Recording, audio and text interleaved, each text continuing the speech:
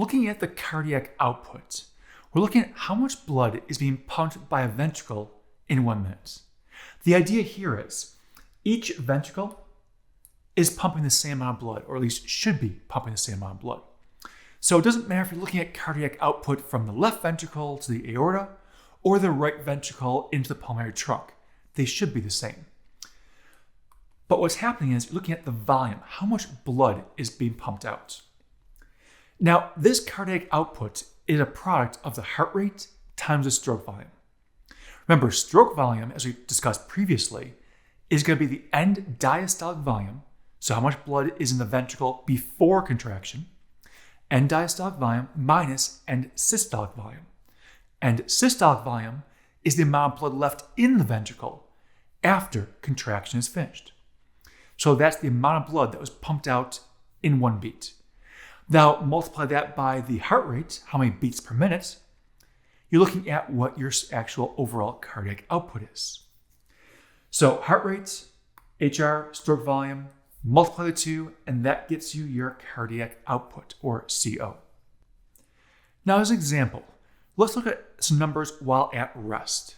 If you're taking 75 beats a minute, so your heart rate is 75, multiply that by 70 milliliters per beat. That means the stroke volume is 70 milliliters. That ends up with 5.25 liters per minute. Now think about how much blood is in the body, depends on male versus female, size, and a lot of other factors, but give or take 4 to 6 liters of blood. So you're pumping a decent chunk of that amount of blood per minute is going through your heart. But the maximum cardiac output, a lot of times for most people, can be 4 to 5 times that number, which means you can end up with getting 4 to 5 times that 5.25 for non-athletic.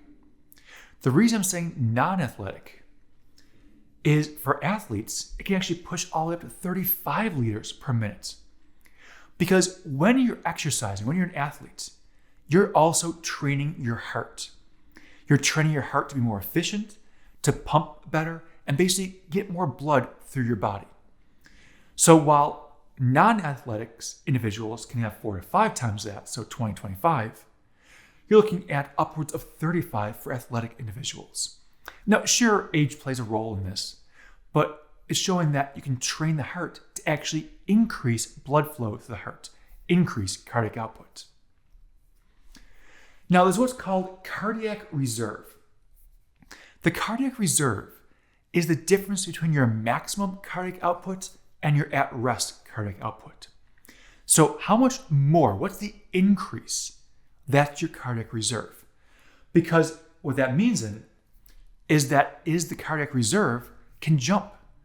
That's how much more blood can be pumped. That's why it's your reserve, because if you need it, your heart can pump that much more. Your cardiac reserve. So what actually impacts your cardiac output?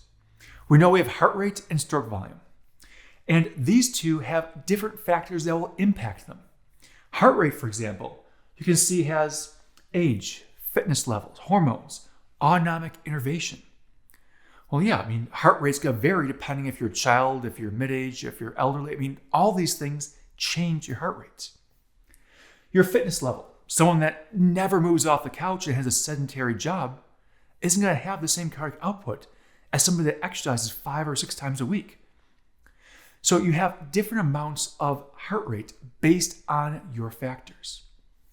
Hormone levels and hormones in general, they can also play a part in how much the heart rate is fluctuating high or low. Autonomic innervation, well, that's sympathetic and parasympathetic systems. How are they controlling and dealing with your heart? On the other side, stroke volume. Stroke volume is looking at things like heart size. Now, heart size can be a double-edged sword here. The heart itself can get stronger and a little bit larger from a healthy perspective from exercise, but at the same time, the heart can increase in size from different diseases and disorders. So heart size could have a positive or a negative consequence on stroke volume. Depends on what caused the difference in size. Fitness levels. The more fit you are, the better your heart is at handling the amount of blood coming through it. Gender. There is a slight difference, male and female in this case. Contractility. We'll come back to that one quite a bit in the future. But contractility is how much the heart is actually squeezing. So if the heart is trained to be more efficient, it can have a higher level of contractility. That contractility can allow it to squeeze more and pump more blood out per beat, which means the end systolic volume, amount of blood left over at the end of contraction, actually is even lower. Therefore, each beat is more efficient. Duration of contraction. Well, if the contraction is faster, you can get more heartbeats in, or slower can be more efficient. Depends, again, how that's been trained. Preload and diastolic volume. Now, that preload is important because it's the amount of blood that was in the heart before the ventricle contracts.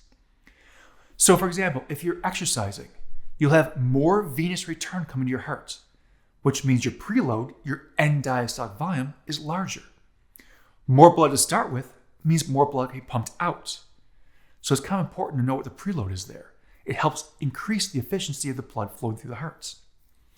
And then you have the afterload, resistance. That comes down to not just the heart, but also the vessels beyond the heart.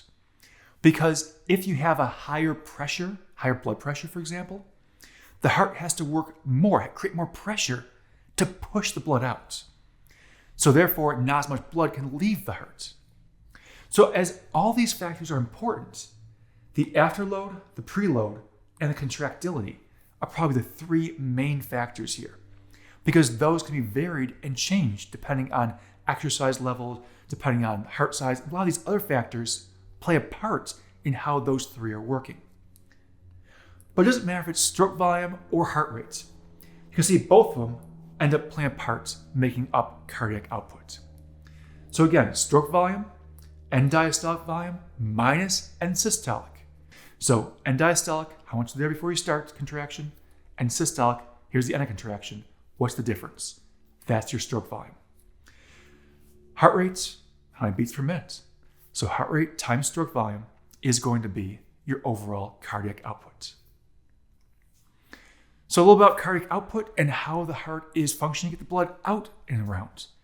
Now, while we talked about a couple of factors there's a lot that goes into how the cardiac output is dealt with, from factors influencing heart rate to factors influencing stroke volume.